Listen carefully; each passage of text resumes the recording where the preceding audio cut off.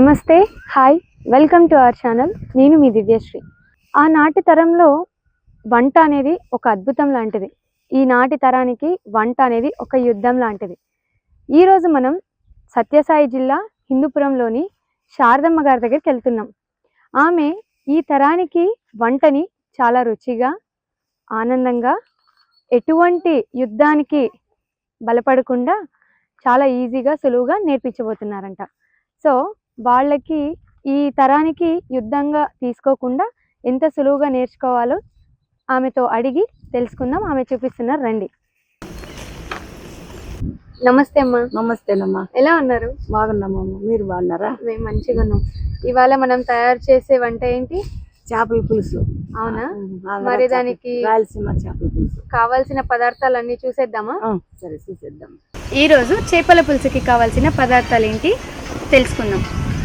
ఆవాలు, జీలకర్ర, మెంతుల పౌడర్, పసుపు, ఉప్పు, కారం, తర్వాత ఉల్లిపాయలు, చింతపండు, కొత్తిమీర, కరివేపాకు.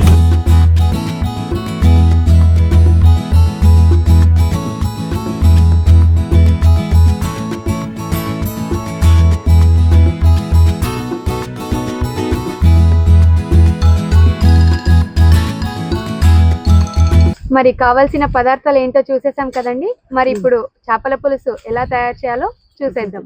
చూద్దామా? చూద్దామమ్మా. ఓకే.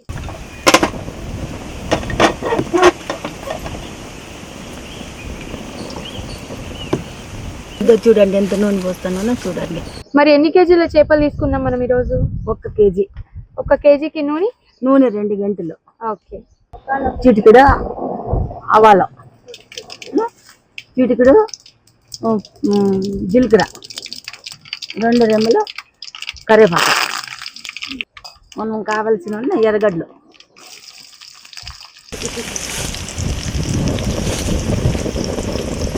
ఇది ఎర్రగా సిమ్ములో వేగల్ల. బాగా ఎర్రగా వేయించిన తర్వాత ఈ ఎర్రగడ్డలు పక్కన తీసుకోవాలి. పక్కన తీసుకున్న తర్వాత మళ్ళీ మనము అప్పుడు వేసిన పదార్థాలు ఉంది కదా, ఐటమ్స్ అవంతా మిక్సీకి గ్రైండర్ చేసుకొని దీంట్లోకి వేయాల. వేసిన తర్వాత పులుసు పోయాల. ఇది ఎర్రగా వేగిన తర్వాత ఒక గిన్నెలోకి పక్కన చేసుకోవాల.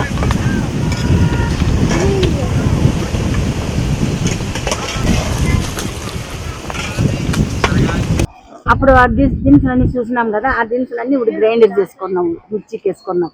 నీళ్ళు వేయకూడదు, ఒత్తిదే కారం పొడి. దీన్ని నూనెలో వేసి మరిగించాలా? నూనెలో వేసి బాగా ఎర్రగా ఉండాలి. మనకు తగినంత కారం, మనం ఎంత అనుకుంటే అంత కారం.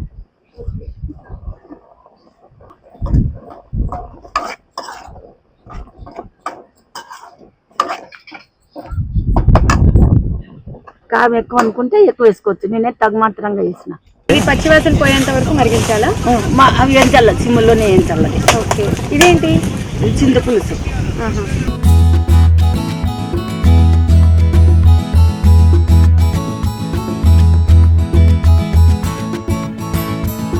చిటికెడు పసుపు. చిటికెడు పసుపు. ఓకే.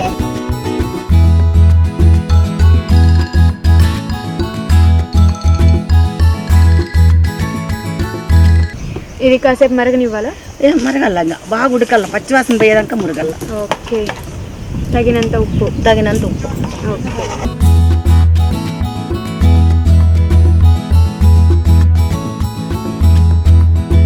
మరిగిందా? ఇంకా కొంచెంసేపు మరగాలమ్మా. ఓకే. మరైతే మూత పెట్టేసి మరిగించేద్దామా? ఓకే. మరి మీరు ఈ వంటలు అనేటివి ఎప్పుడు నేర్చుకున్నారు పెద్దమ్మ? మా అత్తోళ్ళ ఇంట్లోనే. మా ఫ్యామిలీ పెద్దది, చాలా పెద్దది. అటు నుంచి మా అత్త దగ్గరే నేర్చుకున్నామని. మీ అత్తగారే బాగా హెల్ప్ చేసేవారు అనమాట? హెల్ప్ బాగా చేసేవారు. మరి చేపల పులుసు అనేది మీరు తొందరగా నేర్చేసుకున్నారా? మా అత్త చేస్తున్నట్లే మేము చూసి నేర్చుకున్నాము. ఇంకా అప్పటి నుంచి మేమే మా అత్త నేర్పించిన తర్వాత.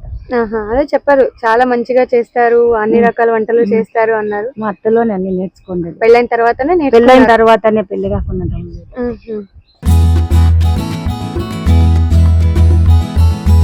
సరే పెద్దమ్మ, బాగా మరిగినట్టుంది. మరి ఇంకా చేపలు వేసేద్దామా? ఓకే.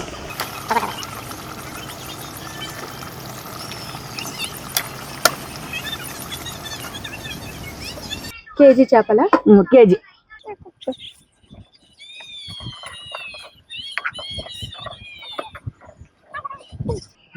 మూత పెట్టేస్తాము. ఓకే. మూత పెట్టేస్తే ఎంతసేపు ఉడకాలి?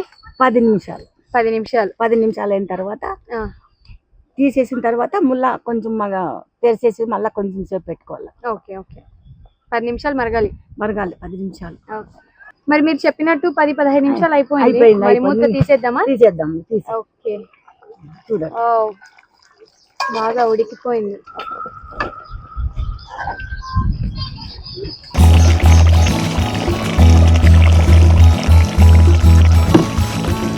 ఇప్పుడు ఇవన్నీ వేసేస్తాం.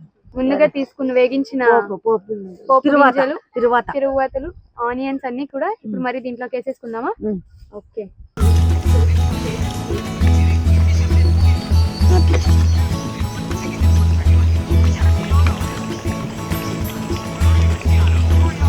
మెంతుల పౌడర్ ఎర్రగా వేయించుకొని వేసుకోండి పౌడర్ది. ఓకే. అది దీని మీద వేయాలి ఇప్పుడు. ఎందుకు వేస్తారు ఇలా? ఇది వాసన రాకుండా, కౌసు వాసన రాకుండా ఓకే ఓకే. చేపల్లో బాగా టేస్టీగా ఉంటుంది. ఎంత కొంచెం అంతే, ఒక చిటికెడు. చేపల పులుసు, చేపలు అనేది వాసన రాకుండా, ఆ కౌసు స్మెల్ రాకుండా నీట్ గా ఈ మెంతుల పౌడర్ అనేది వేసుకుంటే మనకి అలాంటి స్మెల్ ఎటువంటి స్మెల్ రాదు. ఓకే. అంతే.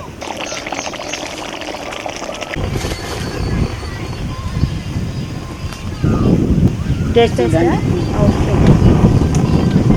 చూడండి.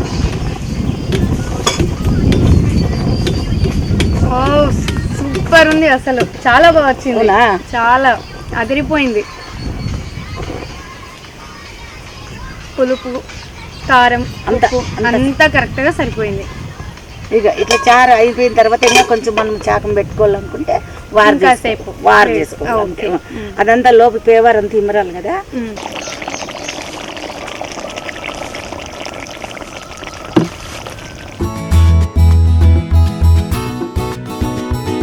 ఇవాళ శారదమ్మ చేతి వంట చేపల పులుసు తయారీ విధానం అంతా చూసేసాము.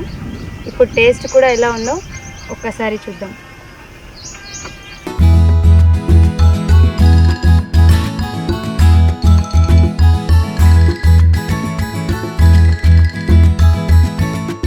అద్భుతం, చాలా బాగుంది, చాలా చక్కగా చేశారు.